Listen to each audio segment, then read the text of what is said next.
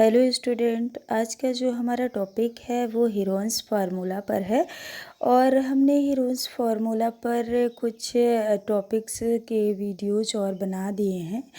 पहले वीडियो में हमने फार्मूला, फिर दूसरे वीडियो में कुछ इम्पोर्टेंट क्वेश्चन एक्सरसाइज के, और आज हम फिर जो है इम्पोर्टेंट क्वेश्चंस को ही डिस्कस करने वाले हैं इस चैप्टर में। ठीक है, तो ध्यान से देखिएगा, तभी आपको सारा कुछ समझ में आएगा। और हमने कोशिश की है कि आपके प्रीवियस एक्सरसाइज से कुछ क्वेश्चन और नेक्स्ट एक्सरसाइज के कुछ क्वेश्चन और फिर कुछ फार्मूले को लिया गया है इस वीडियो में, तो आप लोग ध्यान से देखिएगा। ठीक है, पहला क्वेश्चन जो हमारा है वो ध्यान से देखिए। पहला क्वेश्चन दिया है कि संलग्न आकृति में छायांकित भाग के क्षेत्रफल की गणना करिए।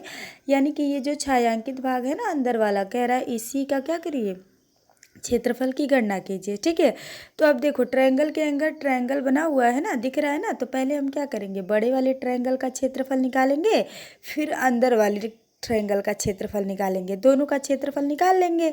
ठीक है, और दोनों का क्षेत्रफल निकालने के बाद अगर हम बाहर वाले में से अंदर वाले को ये घटा दें, है कि नहीं, देखो बाहर वाले में से ये अंदर वाले को अगर घटा दें तो ये जो छायांकित भाग है उसका क्षेत्रफल आ जाएगा कि नहीं आ जाएगा, तो आ जाएगा, सिंपल सी बात है।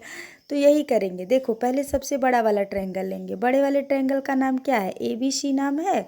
अब ABC नाम है तो इस भुजा, ये वाली भुजा 120 है, ये वाली भुजा 122 है और ये वाली भुजा 22 मीटर है। ठीक है, तो देखो बड़ी वाली भुजा जो एक है 120 है, एक 122 है, और नीचे वाली जो आधार वाली है वो 22 है। तो मान लेंगे क्या, ABC।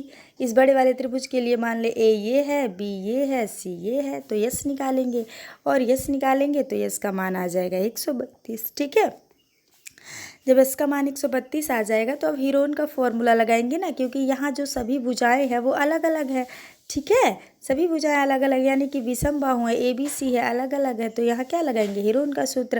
और हीरोन का सूत्र क्या होता है, S minus C S minus B S minus C under root का। ठीक है, तो हमने एस की जगह पे 132 रख दिया, एस की जगह फिर 132 रखा। ए का मान क्या है, ए का मान देखो, ए का मान क्या दिख रहा है, ए का मान दिख रहा है 120, बी का मान 122, सी का मान क्या है 22 है, तो हमने यहाँ रख दिया 120, 122 और 22 रख दिया सी की जगह पे। ठीक है, अब इसी को सॉल्व करते हैं। तो जब इसको सॉल्व किया, ये तो ऐसे ही, ये घटा लिया 12 आ गया, ये घटा लिया 10 आ गया, ये घटा लिया 110 आ गया। ठीक है, अब हमने क्या किया, इसको छोटे छोटे रूप में, गुणा के रूप में लिख दिया। जैसे ये 132 था तो 2 गुणे 66, ऐसे 12 था तो 3 गुणे 4, यानी कि 3 गुणे 2 गुणे 2, 10 को 2 गुणे 5, ऐसे ये था 110 तो ये 10 हो गया, 2 गुणे 5 और फिर ये 11 यानी 110। ठीक है, तो हमने जब छोटे छोटे पार्ट में बांट लिया, फिर जोड़े वाली संख्या को क्या किया, बाहर निकाल लिया, तो सारा का सारा बाहर निकल आया, यानी कि गुणा किया तो आ गया 1320। ठीक है, अब देखो अंदर वाले त्रिभुज के लिए, अंदर वाले त्रिभुज का क्या नाम है, BDC नाम है ना, देखो ये BDC नाम है ना ट्रायंगल का।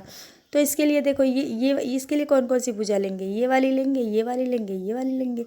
तो ये देखो अंदर में कितना लिखा हुआ है, अंदर में लिखा हुआ है 24, 26 और 22। ठीक है, तो ABC का नाम मान ले लेते हैं, A का मान है 22, देखो B का मान है 24, C का मान है 26। ठीक, अब फिर यस निकाल लिया, यस निकाला तो फिर त्रिभुज BDC यानी S minus A S minus B S minus C, इसका क्षेत्रफल निकल गया। ठीक है, अब जैसे ही इसका क्षेत्रफल निकाला, मान पुट किया, मान पुट करने के बाद हमने क्या किया, देखो सब तो ये बचा, घटाने के बाद फिर छोटे छोटे टुकड़ों में इसको बांट लिया, यानी गुणनखंड के रूप में। फिर देखा कि 24 बाहर आ रहा है और 105 अंदर है, 105 की वैल्यू अंडर रूट की 10.25 है। ठीक है, अब हमने 10.25 ले या 10.24 ले समथिंग, तो ये आएगा, गुणा करने पे ये आएगा 245.76। ठीक है, अब देखो ABC का आ गया, बड़ा वाला का आ गया, फिर अंदर वाले का आ गया। अब क्या करेंगे, बड़े वाले में से अंदर वाले को घटा देंगे, तो बड़े का क्षेत्रफल आया था 1320 और छोटे का क्षेत्रफल आ गया कितना 245.76, तो हमने यहाँ घटा दिया, और जैसे ही घटाया आंसर आ गया 1074.24 मीटर स्क्वायर। ठीक है, अब बात करते हैं सेकेंड क्वेश्चन की। तो सेकेंड क्वेश्चन थोड़ा ध्यान से समझना, ये क्वेश्चन काफ़ी इंपॉर्टेंट है। यदि त्रिभुज की भुजाएं 20 सेंटीमीटर, 24 सेंटीमीटर और 28 सेंटीमीटर है, तब इसके सबसे लंबे शीर्ष लंब की लंबाई ज्ञात कीजिए। ठीक है, तो पहले एक फिगर प्लॉट कर लेते हैं। ये देखो हमने इसको 28 सेंटीमीटर कर लिया, इसको 24 सेंटीमीटर, इसको 20 सेंटीमीटर। कह रहा सबसे बड़ा शीर्ष लंब, तो देखो कहाँ सबसे बड़ा होगा, अगर यहाँ से खींचोगी इस शीर्ष से लंब डाला जाएगा। शीर्ष लंब का मतलब क्या है बताया हमने, ट्रायंगल वाले वीडियो में, ठीक है। जो ट्रायंगल शीर्षलंब और माध्यिका नाम से एक वीडियो बनी है उसमें हमने डिटेल समझाया था।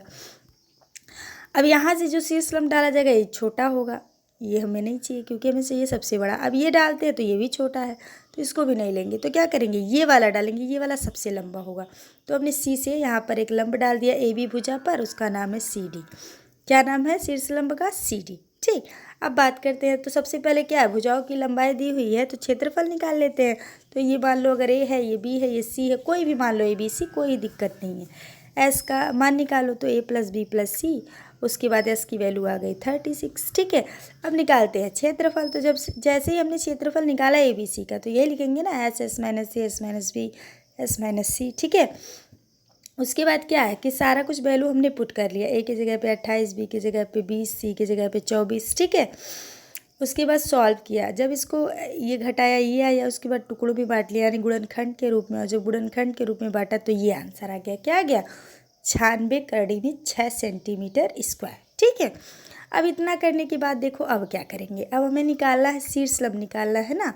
तो अगर इस ट्रायंगल की क्षेत्रफल की बात करें तो यही होगा ना 1/2 आधार गुणे ऊंचाई, होगा कि नहीं होगा, बोलो। 1/2 आधार गुणे ऊंचाई होगा ना, तो 1/2 आधार गुणे ऊंचाई ले लेते हैं क्योंकि शीर्षलंब दिया हुआ है तो आधार भी पता है, इसलिए 1/2 आधार गुणे ऊंचाई या आधार गुणे शीर्षलंब ले लिया। अब हमने क्षेत्रफल पहले ही निकाल रखा है, क्या आया है 96 करड़ी में 6, तो लिख दिया 1/2। और आधार क्या है, आधार वही माना जाएगा जिस पर लंब डाला गया है। तो आधार यहाँ क्या है, ए बी है। क्या आधार है, ए बी। ठीक, जिस पर लंब डाला गया वही आधार है, यही बारीकी से समझना है। जिस पर लंब डाला जाएगा वही क्या होगा, आधार।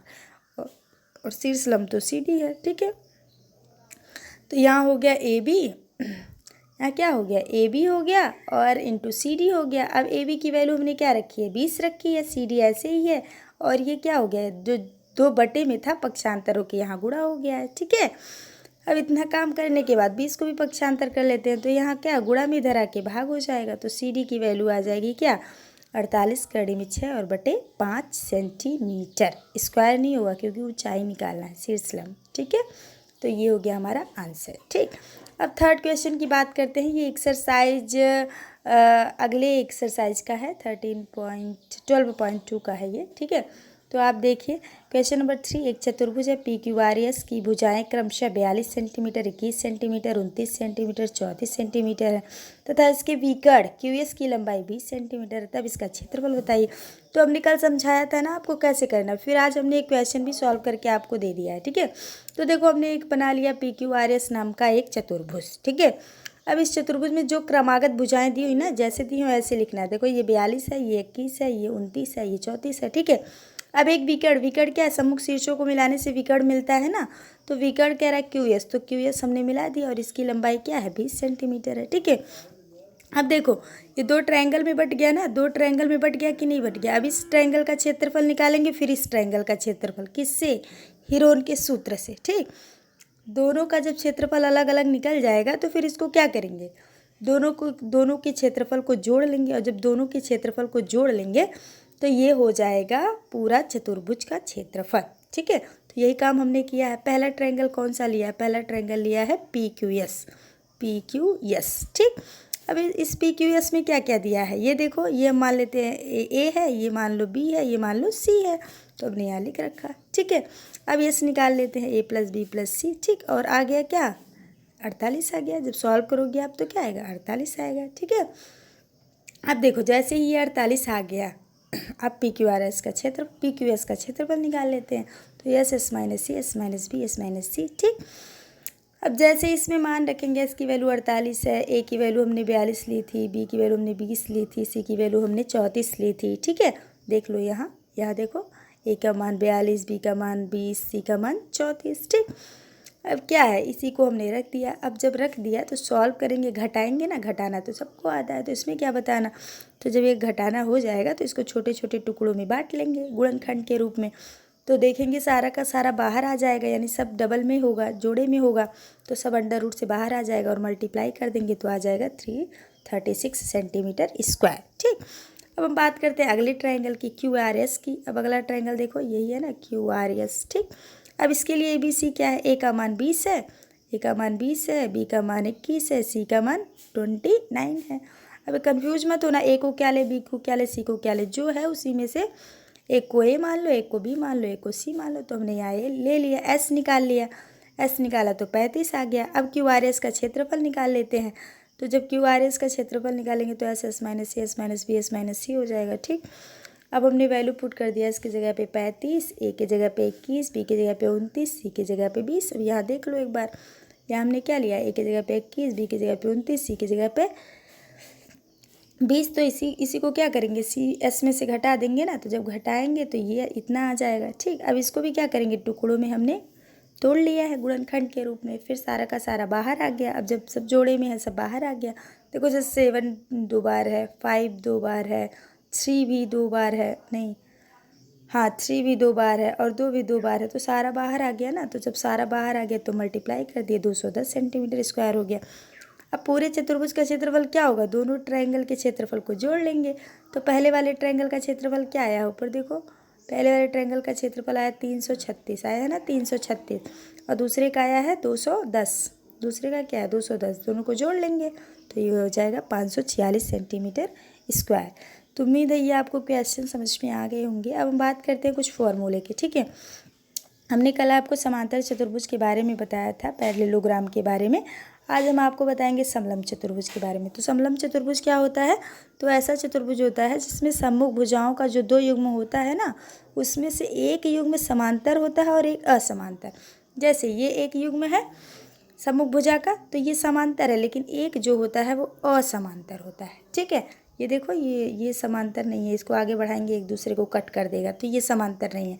तो सम्मुख भुजा का एक युग्म क्या हो गया, ये एक युग्म जो है ये समांतर नहीं है। ठीक है, लेकिन ये जो एक युग्म है ये क्या है, समांतर है। ठीक है, तो ऐसा कोई चतुर्भुज जिसमें सम्मुख भुजा का एक युग्म क्या होता है, समांतर होता है, और एक जो युग्म बचा होता है वो होता है असमांतर।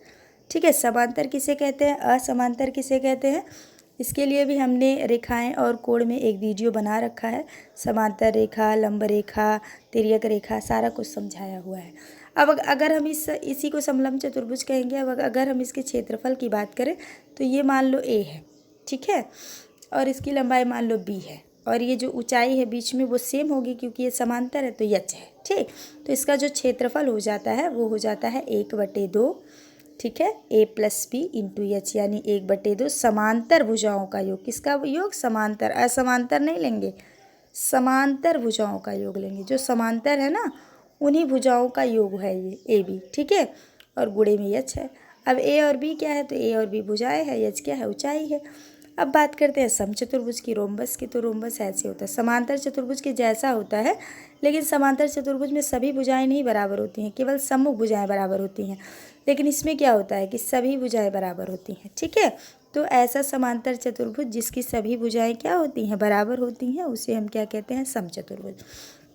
विकर्ण की बात करें तो विकर्ण क्या होगा, यही होगा ना, ये एक विकर्ण, ये एक विकर्ण। ठीक है, अगर मान लो इस विकर्ण की लंबाई d1 और d2 है, एक की लंबाई d1 है, एक की लंबाई क्या है, d2 है, तो इसका जो क्षेत्रफल हो जाता है वो हो जाता है 1/2d1 × d2। ये आपको लर्न करना है, क्योंकि अब जब क्वेश्चन सॉल्व करेंगी तो ये सारी चीज़ें आएंगी। ठीक है, अब देखिए वर्ग क्या होता है, तो वर्ग पता ही है कि ऐसा चतुर्भुज जिसकी सभी भुजाएं क्या होती हैं, बराबर होती हैं। ठीक है, तो वो क्या कहलाता है, वर्ग कहलाता है। साथ में जो उसका एक कोण, कम से कम एक कोण तो 90 होना चाहिए। अब जब एक कोण 90 होगा तो सारे 90 होंगे, हम आपको प्रूव करना भी सिखाएंगे आगे। ठीक है, तो मतलब प्रत्येक कोण इसके 90 होते हैं और साथ में सभी भुजाएं क्या होती हैं, बराबर होती हैं। तो ऐसे चतुर्भुज को हम क्या कहते हैं, वर्ग।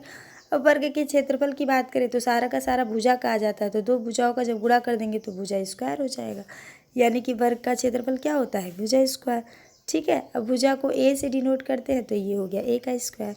अब बात करें परिमाप की, तो हमने कहा था ना सभी भुजाओं का योग होता है परिमाप, तो अगर ये है, ये भी है, ये भी है, जोड़ लेंगे सबको तो कितना ए हो जाएगा, 4a।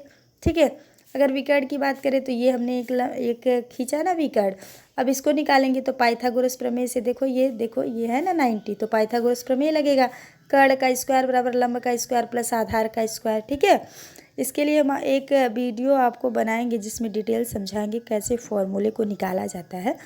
फिलहाल ऐसे जान लीजिए कि ये पाइथागोरस प्रमेय लगा के ही ये ए है, ये ए है, ये लंब है ये आधार ए है और कर्ण निकाल लिया जाता है तो कर्ण ही विकर्ण है, इसलिए आ जाता है √2a। ठीक है, अब बात करते हैं आयत की। तो आयत क्या होता है? तो आयत का जो क्षेत्रफल होता है वो होता है लंबाई गुणे चौड़ाई। ये आयत है। आयत की जो सम्मुख भुजाएं होती हैं वो बराबर होती हैं। ठीक है, साथ में प्रत्येक कोण कितने अंश के होते हैं? 90 अंश के होते हैं। ठीक है, तो ऐसा चतुर्भुज जिसकी सम्मुख भुजाएं क्या हो? बराबर हो और साथ में कोण क्या हो? प्रत्येक कोण 90 अंश के हो, समकोण हो, तो उसे हम आयत कह देते हैं। ठीक है, आयत में लंबाई चौड़ाई अलग होती है। ये L है तो ये B है।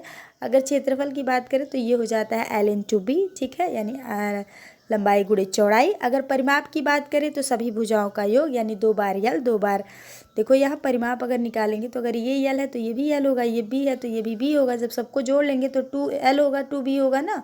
और जब कॉमन ले लेंगे क्या, जब 2 कॉमन ले लेंगे तो ये हो जाएगा L+B। ठीक है, अब विकर्ण की बात करें तो इसका भी विकर्ण वैसे ही निकलेगा जैसे वर्ग का निकला है ना, तो यहाँ एक विकर्ण खींच लेंगे। अगर ये L है ये B है तो ये निकाल लेंगे, ये आधार है ये लंब है। ठीक है, तो ये कर्ण निकल जाएगा, तो कर्ण जो आएगा यानी विकर्ण जो होगा वो होगा √L² + B²। L क्या है? लंबाई है, B क्या है? चौड़ाई है। ठीक, तो उम्मीद है आपको समझ में आ गया होगा, कोई प्रॉब्लम आपको नहीं होगा। फिर भी आपको कोई प्रॉब्लम रह जाती है तो आप लोग कमेंट बॉक्स में ज़रूर बताइएगा। ठीक है, और